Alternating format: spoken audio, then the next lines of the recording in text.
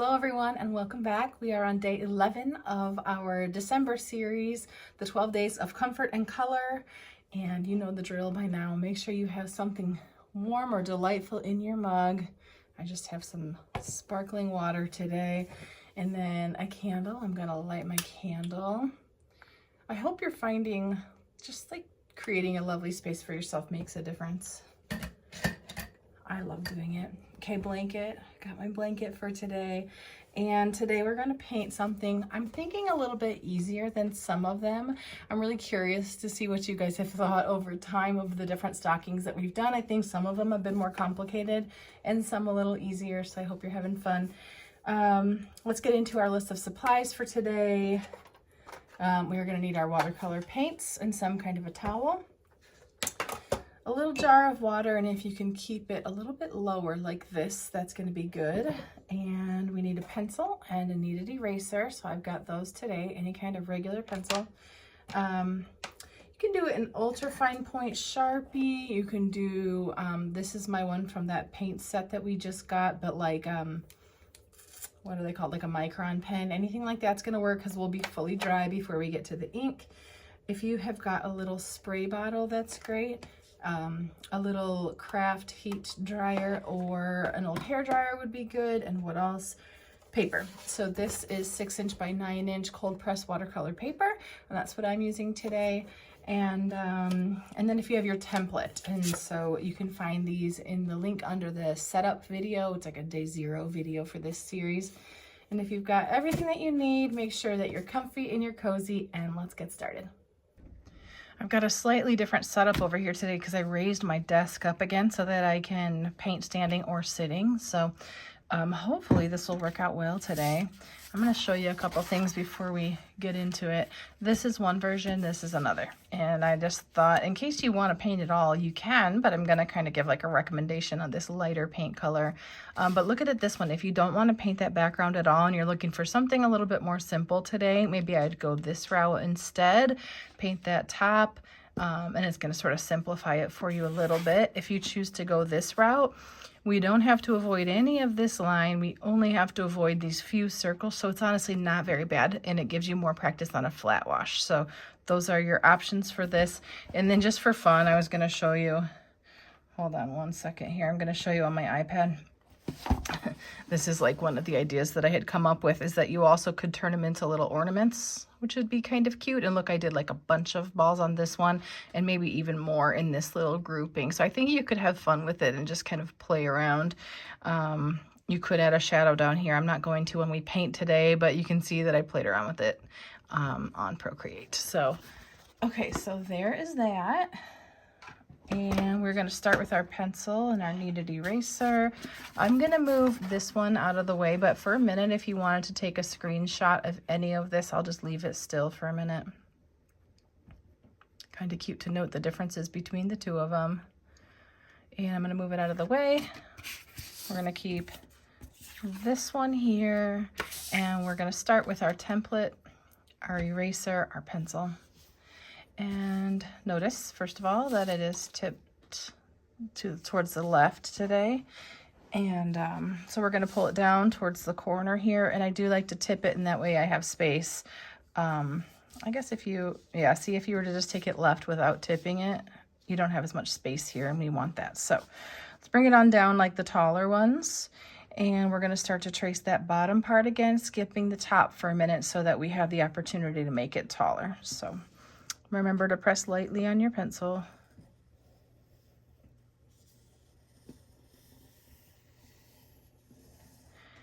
And then about here, I'm going to take it and kind of raise the whole thing wherever you want it to go. You decide the height on this one. This is where we're going. So do you want tall and skinny? Do you want, I don't know, I'm going to go for something more like a medium, I would say, today. So I'll bring it about here.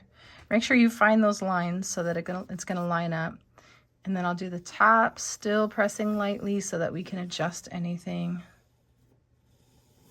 And I'm gonna bring these lines down, lift it up, and then kind of see where I need to connect it or erase it. Just got little bits here. I kind of messed up my line here. I'll just erase that now and turn your paper to make it easier, and then I'll connect the two of them. Great, you're done with your template, but we do want to, here's what I think. Let's start with drawing here, and then we'll draw the tags after this time, even though that's not exactly the way we usually go. I'm gonna turn this over for a second. I'm gonna show you something, and I'm turning it so that I can press hard with my pencil, and just so you can see it better. But let's observe.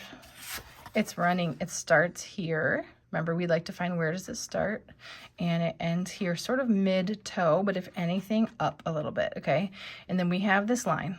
And now this can be challenging or it can be really fun. It just depends. You can certainly do this on scrap paper first, okay?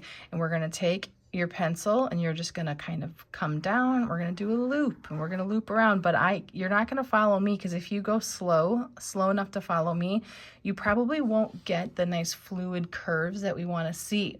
So we're all gonna do it together, but probably differently. We're coming like from the top, looping around, coming, and the whole line should come here and end here, and that's all that matters. We want curves, we want loops, kind of organic and free. Sometimes it's hard to be free, I totally get it. See if you can press lightly with your pencil while you're a little bit free. So I will show you here what we're doing. If my stocking is like this and it ends over here, maybe I'm gonna put little dots where I kind of want it to start and end. Here, I'll even, okay. And then I'm gonna begin light, but be loose and free, maybe even kind of, let me show you what I'm doing. Kind of like loosen up that arm just so you feel not so stiff, because if you're stiff, you're not gonna get this result quite as well. And we're gonna come down and around, curving, coming out, and you're gonna sort of follow your gut. Just a bunch of really loopy curves. Somehow you're gonna end here. I know this might be like easier said than done, but practice on a paper a few times first, not on this one, okay? And then you find something that you like. But notice this one is totally different than this one. I love them both. I think just try and don't get edges or corners. Like if you're here and then you come here and then change your mind. Okay, I lied, because look, that is cute. So press lightly though if you can, and that way if you need to make adjustments or you decide you want to, you totally can. So let's close off the top of this stocking first. And I just pulled from one side to the next one, still pressing lightly, okay? And now I'm gonna put a little, honestly, I don't think you even need the dots, but if you want them, stick one where you're gonna start and where you're gonna end. And if you want it to come straight down and curve, like almost more of like a, not a corner, but right, coming down, then do that. This one here, more comes right down the center. Okay, here we go. Loose and free. Loose and free, people.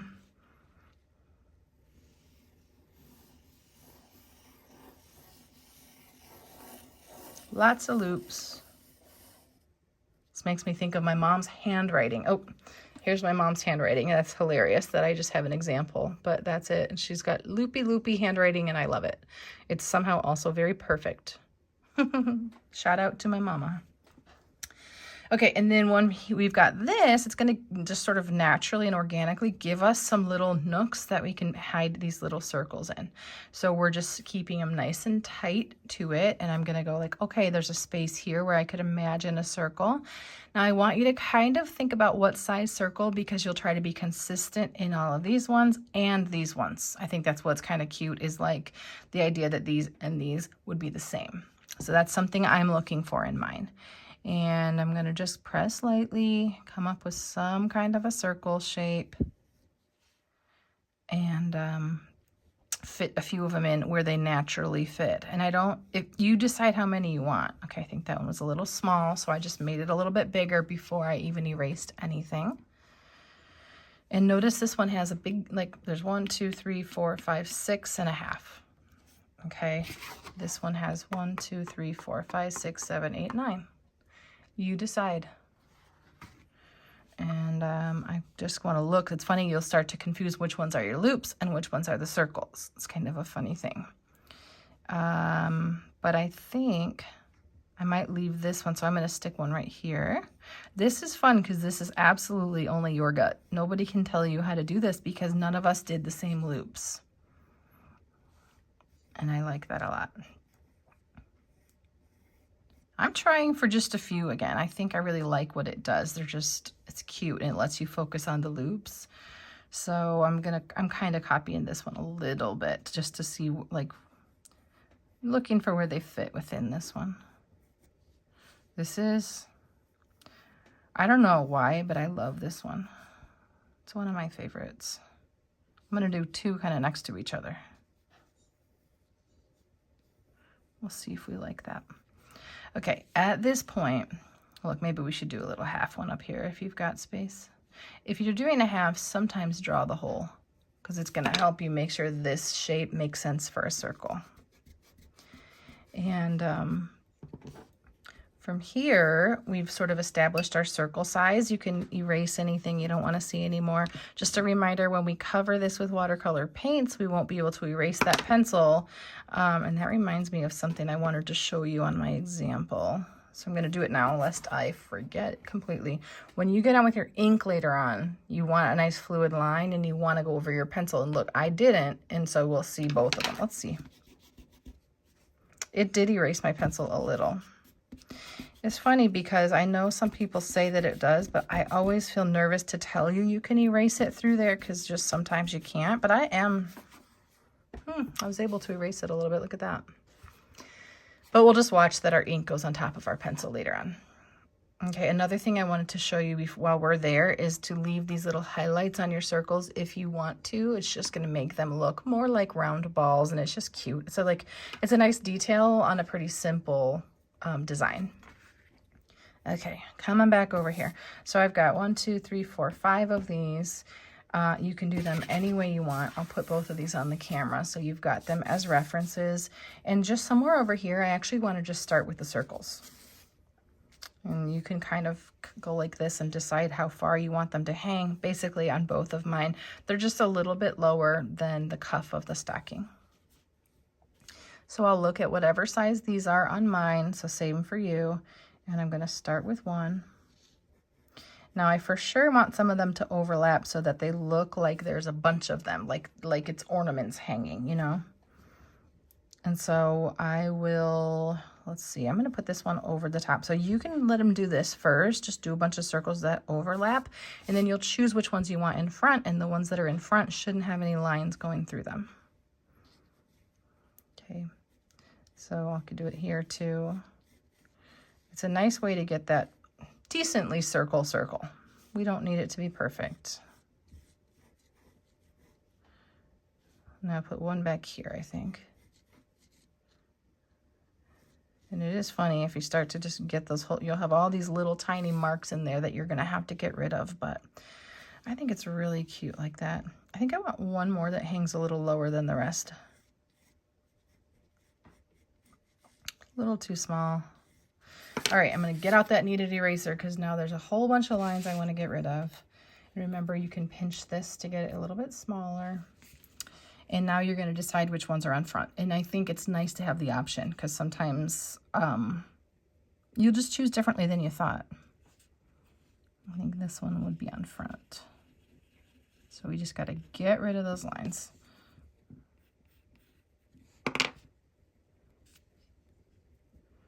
And maybe this one would even be on top of that. And it's funny, sometimes like squint your eyes, see what makes sense to you. I do like to share occasionally that a really nice trick when you're looking at something and trying to make sure if it seems right to you or if you like it, and this is all according to your own eye, because that's the judge, right? But is to take a picture of it and then look at it on your camera because it's tiny. So it's going to give you just a perspective switch that can be really helpful. Cute. Good enough. Pretty much good enough. You know, get in there and make it as clean as you want it to be. You can lighten up anything that got darker. Remember the trick where you can roll it. Lighten it up that way. It's helpful if you make it smooth first, I suppose. There you go. And now we need the tags And these are like little thin strings again, which are sometimes so nice and easy. You can do these any way you want, of course, but we're just going to take from here and connect it to one, just looking where you're going so you can get this nice curve, and just find a few of them. I only matched it to 1, 2, 3, or 4, but look, it's actually the same line here. So I think you decide, but it's going to come up and over and somehow towards the center of at least one, and then you can decide how many you're going to see up top. This one maybe is going to come right from here. I'll go to the center of this one. Press lightly because this is stuff you might want to shift around, and that can be fun. I'm going to bring another one from up top, and maybe another, looking for where would the top of something be. Cute, right? You get to decide all this stuff. That's good enough for me. All right, so here is mine. Take a look at yours. This is where we're kind of assessing it. Well, we've got our pencil and our eraser. It's easy to erase things now. Get that one back out of the way. Here's where we're going. And I'm gonna say it again about remembering that highlight because I'm trying to remind myself to teach it that way too. Okay, we're gonna get into mixing up our paints. So I'll leave this one here for reference, bring this one over. You can either start with a dirty paint palette or a clean one. That's absolutely up to you. Since we've been doing a lot of holiday painting, you certainly might have colors that are ready to go. And if so, it's kind of fun to just kind of start with those and see where you get. So for this background, what I did was I took my brush, dipped it into my water, and I started right here and I grabbed bits of whatever reds I had on my palette. Now, if you don't have red, it's any of these reds or pinks plus water is going to get our color nice and light. We want a good size puddle like this, and we may even need to refresh it as we go. Okay, so something like this to start with. If you have to refresh it, just take note of where you found your original color so that you can kind of work quickly. And I got mine darker. I'm lightening it back up again. Look how light this is. It's really light. And then from there, you can decide what colors you're going to do for these. I like when we start to look at all of the different ones next to each other that we have some variation, but you might be going for sameness. And so if so, choose the colors from your other stockings. This one to me is just straight up happy, and I like it. So I want to include yellow, and I got, I don't know, but that's a happy blue. That's the color that is, okay? And then I wanted this to be like a nice bright punchy red, so it really stood out against that very, very soft background. So that's the way I went about it. And we'll dip our brush into our water, and see, I've got a pile right here, but if I didn't, I would take that wet brush, swipe it around, put it onto here, and then add just a little bit of water. So the tip of my brush into my water and back, so that I have this puddle. It still has to be puddly, but we want more paint in it and less water. So something like this. I'll clean out my brush. I think I maybe took from somewhere in the center for the blues. 1, 2, 3, 4, 5, 6. I think I maybe did the 7th one down because I kind of don't usually use that color. And I grabbed some and I was like, whoa, that's really bright. And so though you don't usually hear me talk about it, there's a white down here, and I decided I wanted it a little creamier. So I took my wet brush. I didn't clean it off or anything. And I'm going to grab a whole bunch of that white and sneak it into here. And then now look how happy that is. I don't know if you can tell as well as here. Woo, I hit my camera. Here we go. I just really like it. And so when we're doing these nice bright colors, and we know they're for very small spaces, everything you do with your water is going to be a small adjustment. Real small.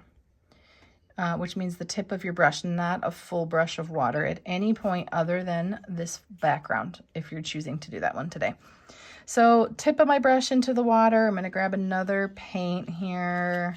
I don't know, one of the ones on the bottom right. And if it's too green, I could always take that brush and get some yellow on it and mix this way. And make sure you like it here before you go anywhere else, like your paper with it. And I'm cleaning out my brush in between. I want a good yellow, so we're almost there. Oh, look, now I totally covered my yellow with green, so I'll actually get my brush, like I'm cleaning it out in my jar. I'll take a wet brush, and I'm actually just gonna grab all that paint off the top and clean my brush again, maybe one more time, to try to get all that green out, and now I'm good to go. So I'll grab some of that and make a little puddle here. And remember, these are small. They're small, but they're still puddles. And our quote from this one is, a puddle has to be puddly. It's not a puddle if it's not puddly. I think it's like that. Okay, so your paints are ready to go. So if you need to refresh your water by now, go for it. I usually just have been keeping, like this is mine right now. And so I've just been keeping a fresh one ready to go so that when we are ready, we don't have to do anything else but just switch our jar. All right, I'm going to get my paints out of the way. After all this, we've set ourselves up quite nicely. I will move my needed eraser and my pencil. And the first thing that we'll do is this flat wash. So I'm going to show you one more time. All we have to do is avoid these balls, okay? And you'll go right over your pencil line. That's all of your curve. So we're going to start that one together, and I will link the video to the flat wash below if you want more practice or you want to understand that better. But I am going to take from my big puddle, and I've got a pretty full brush full of water, okay? And I might go like this to get some of that excess right off of there. And let me zoom in and get this better for you. Then the tip of my brush will run right underneath that cuff and over, and I'm going to carefully go around only the circles. So I'm going to hold my brush up a little taller when I need to go around tight spaces, but otherwise notice how much I'm pushing. My whole brush is pretty much flat in things like this because I have the space to do so. And it helps me fill this whole space in really efficiently. And that will give us not really any markings later on because watercolor is transparent or translucent. It'll just show. So I'm going top to bottom and moving my way down, trying to grab any edges right now before they dry. And since I'm doing this somewhat quickly, you might pause me after this part so you can catch up on the background. But notice what I'm not doing is going back here and working again. And if I did, you would see it because this is going to start to dry at different rates. And that's how we start to see that kind of mess. I always like to think about a man who came to a bunch of my watercolor classes at my shop, and he would say that it leaves a witness. So it's going to leave, if you get up there and you work all over things, it's going to dry and it's going to leave a witness or leave all the markings, you know. Okay, I have refreshed my puddle a little bit as I didn't want it to get too much lighter by the bottom. So make sure you're looking for color consistency throughout. And if you have to refresh it, just do so quickly so that you can keep moving and your ends are not drying. Okay, at this point, I'm going to zoom out a little bit. I am going to clean my brush, dry it, and I'm going to take it in anywhere that it's puddling or pooling. Notice what I'm doing. Touching my brush like long ways, right? And quickly. And just grabbing any of that excess as quickly as I can.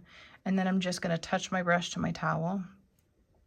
Now I might see some of this later, but I do think that regardless, when I take it to the dryer, it's going to dry better because if there's a puddle over here and I dry the whole thing, this will dry differently because it will dry that puddle more slowly. Okay. So let's take this to the dryer for a minute and get it nice and dry. Okay, so we are back, and you can tell that I did have some like uneven drying here at the top, but I just want to show you, like, that does not bother me, and it shouldn't bother you either. Like right here, look, it is perfect, but is it supposed to be perfect? I don't know. You know what I mean? So I think this can get to a place where you don't like it, but with this, just like that, totally fine. You guys are hard on yourselves, so I'm trying to speak into that just a little, you know? Okay, so we have got this done. Now we're going to get into it. Let's just say this part now. If you want that little shadow under the cuff, we could do that. So that would be a tiniest bit of black or navy blue or any color like that on your brush, mostly water, and I'm just gonna run it along the bottom for this one and call it good. I'm not even gonna make it fuzzy, but you can if you want. One thing that you could do after you finish these little cuffs though is to clean your brush, dry it, which means it'll still be damp, and run your brush just along the edge, and that should really fade out that line. And it just gives it sort of a softness that way. Okay, so we're not going to focus too much on that part today, but if you wanted to do that, you could. Notice how light mine is. It's very light. And now we're going to get into painting these other colors. So I do want to show you just, I'm taking that brush, I just cleaned it and dried it, right? I'm going to take that brush and put like the tip of it into here. Now I need just a little more, and here's my adjustment. Tip of my brush into my water. Really, just the tip, okay? And then from there, when I mix this around, it gave me just enough like fluidity, is that a word? That I have. It's still puddly, it has to move around for me to use it, but I'm gonna have control. So remember our watercolor rule is the more water, the less control, the less water, the more control. I'm going to choose one of these, and I want you to maybe watch this part, and then you won't need to anymore. Tip of your brush runs alongside this edge. Okay, went outside the line, it doesn't matter. And then I'll do it one more time, but skip a white space, and that's going to make your highlight kind of make sense. It's going to be round looking, right? Because it's following that edge. Then I'll get in here and fill it in, and I'm going to find a couple more while I've got my red. So here I've got 3. I'm going to get at least 3 right now as well. So tip of your brush along that edge, and then skip a space so you get that nice little highlight. And I'm doing all my highlights on the left side. That's up to you. This is not realistic, so we're not looking at a reference and finding the light source. So we're just choosing one today, and we're choosing the left. And I'll do one down here as well.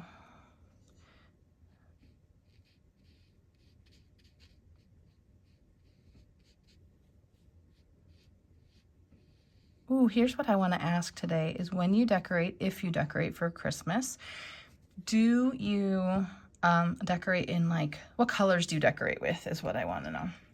Like, do you go this route with these happy, cheery colors, or do you, well, not that the others aren't happy, cheery too, they all are, but do you go like very traditional? Do you go red and white? I saw someone does blue and green. Or do you have like a theme? Like, you know, I have my bird tree. Okay, I'm talking and not working at the same time. So, okay, you have, if you're gonna work next to something wet, your colors are gonna bleed. So for now, I'm gonna come over here, and I know that nothing is wet that's touching it because we already went to those dryers. I really do love this blue color.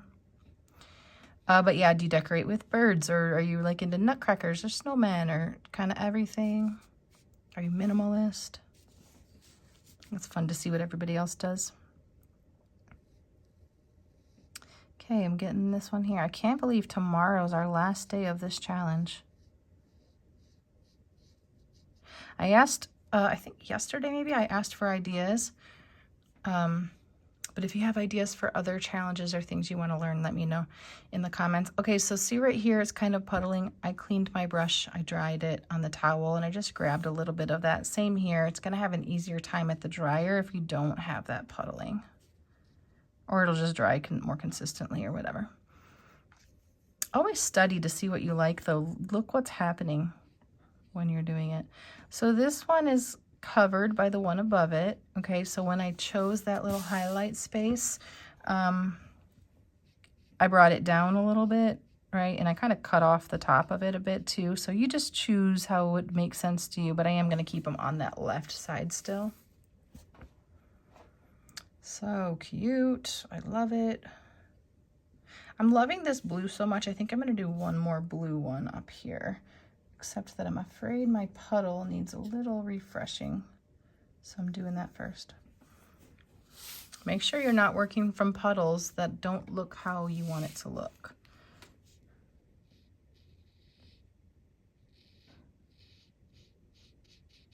Okay, I got another one up here. So cute. See how I left some extra paint, cleaned my brush, touched it to the towel, grabbed the rest of it up, and when we're doing that, notice I'm doing it with like one touch, not a bunch. I'll clean my brush out now. Let's take a moment to appreciate how beautiful my water is. Come on, that's good. And let's get into the yellow. I like to get into the yellow before, I don't know, this one's gonna be just fine, but before your water gets real dirty. So you can start choosing which ones are gonna be yellow. And notice I'm going random at it. You just pick as you go.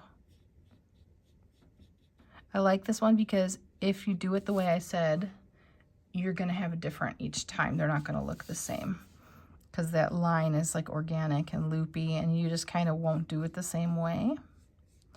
And so you'll have kind of similar but different, which I think will be real cute. I actually don't want to do this one yellow because my pencil line, I can just see it a little bit and I don't want to see it. So I'm going to come down here. And on this one, okay, I'll leave a highlight, but it's in the middle because that's just what happened and I'm fine with it. That's probably all of my yellow.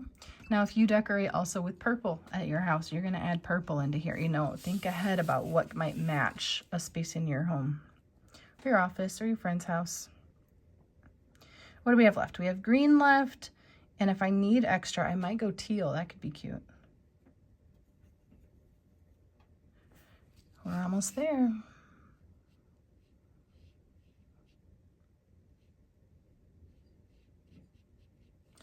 Really light on the tip of that brush in these small spaces.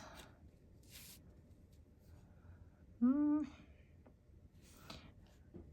might just put a teal one right there. No, I think I'll do it. I don't know what I'm gonna do. We're all gonna decide in the moment.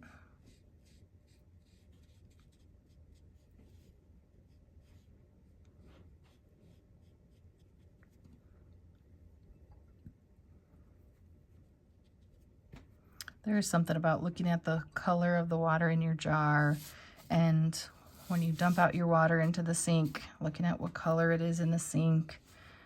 I just love all that. I think watercolor gives so many opportunities for just noticing beauty.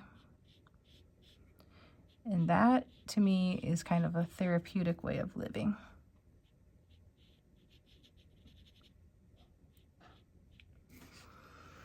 I think I might go red back here because I don't want, if I did teal, it would blend in more than I want maybe. So quick little refresh on my red. Make sure my puddle is still good to work with. So I'm dipping the tip of my brush in the water. I do know the green is wet. So I'll either not touch it, or if I do touch it, I'll expect a little bit of a fuzzy bleed there. And I don't know yet. We'll see. I think I'll try not to touch it, and if it touches, I'm just going to roll with it.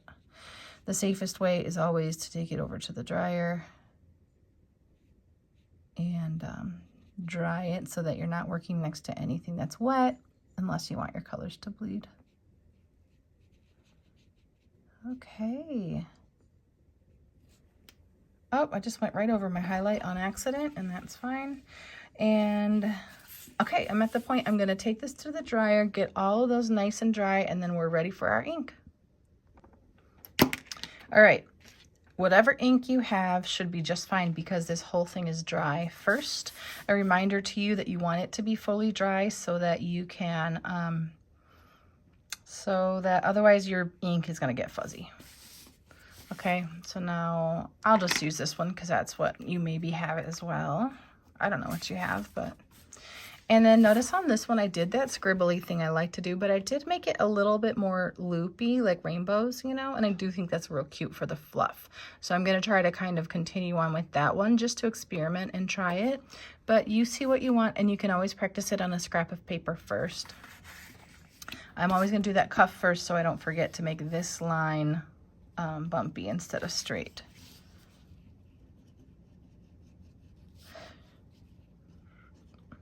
And I always like to leave this pretty close to that line. I'll zoom in for you a little bit so that I'm going on either side of my pencil line because it also helps to cover it up. This is so cute. It looks just perfectly fluffy. And then right here, you can do this whole shape because that's just a black line going over the top. So you don't need to like pause for those. They're gonna be just fine. Unless yours are ribbons or something and they're fatter, then I would just make sure that this doesn't go on top of them. So I've got that one done. I think I'm gonna do outline. So for this whole thing though, I think this is gonna be the tricky part because you do want that to stay fluid. So lift and turn your paper and move your hand as many times as needed so that you don't end up struggling. I think you could struggle on that otherwise. So I'm gonna turn my paper and get over here first. And remember, for stuff like this, if you are afraid that you aren't going to be able to get a kind of a nice fluid line, sometimes you can just intentionally move your pen around a little bit or even twist it like this in your hand. You're going to get an interesting line, but I know maybe some people have like a shake to their hand. And it's funny, in private lessons, I have seen people who have a shake. I've seen it go two ways. One, really shaky, and you feel bad because like, what a battle. I would hate that, and I'm sorry for you. I did have one person who, when she drew, it stopped, and I thought, oh, that's got to be such a gift. But yeah, a thought that you can really do is intentionally, like, just go like this, move it around. You could see how I'm going to twist my, and then that's going to get me a more interesting line than maybe I would do if I was just wiggling it on my own. But this is cool. I mean, I see people's artwork who do have a shake to their hand, and it's beautiful. So I have no idea why I'm talking about this today. But, you know, we all have our different battles, and that's one of them. I'm starting to do the circles first. I don't know if I want to keep doing that. It really doesn't matter, though. I think I'll start with the loop. Let's do the loop. So I'm going to do it until it stops feeling easy, and I'm going to just lift up so that I don't get any extra marks on there. Right here, I couldn't reach anymore, so I lifted. And I'll kind of turn it maybe even this way.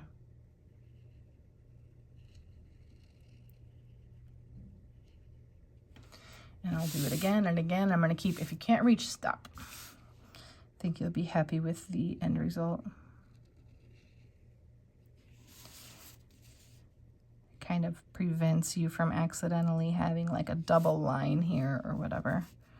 And you can always go the opposite direction if you want to, but for the sake of this, I'm going to keep going.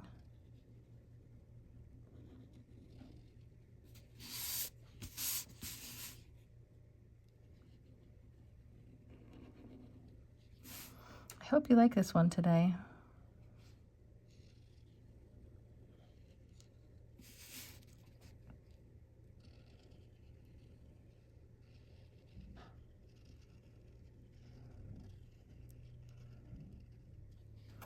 Okay, I'm really pushing it. I could barely reach, so I probably should have lifted it sooner. This is cute. Okay, I'm going to keep going. Now you can decide if you wanted to turn these into, I'm going to do it on this one. I'll do it on this one. If you wanted to turn these into those little ornaments, I maybe would just give them that little top, and you could do a hook if you want to. Play with it and see what you think. See that little top? I just kind of came up. I'll show you real quick. Up, out, over, down. But then I do feel like that you maybe are going to want these little hooks. See what you think. Art is all about these little decisions you make in the moment. Okay, I'm going to zoom out again. That is so cute. So it's either ornaments or it's little like puff balls or just circles or orbs. And I think any of them are going to be lovely. Let's get back to this one, which is actually the one I'm working on. And we'll just keep chugging along.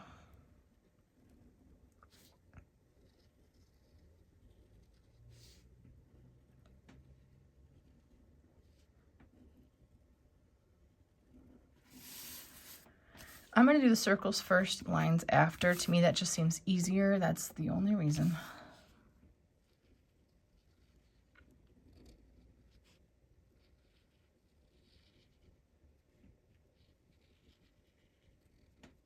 Look how wonky that one got. But guess what? Nobody died, and it's okay. There. I like it.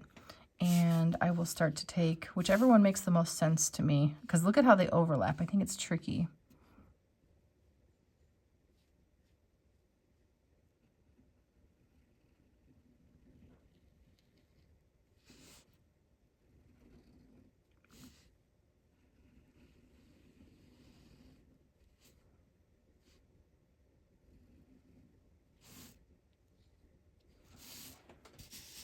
Oh my goodness, the cuteness. Pretty obsessed with this one. I love a good squiggly line. Okay, I'm going to start signing it, but just remember, I love to see your artwork. For this one especially, I can't wait to see what you do over on my Facebook page, Audrey Schott's Art, where you can leave a photo. It's always very risky to sign your name while you're talking. Anyways, thanks for hanging out, and I will see you tomorrow for our last day.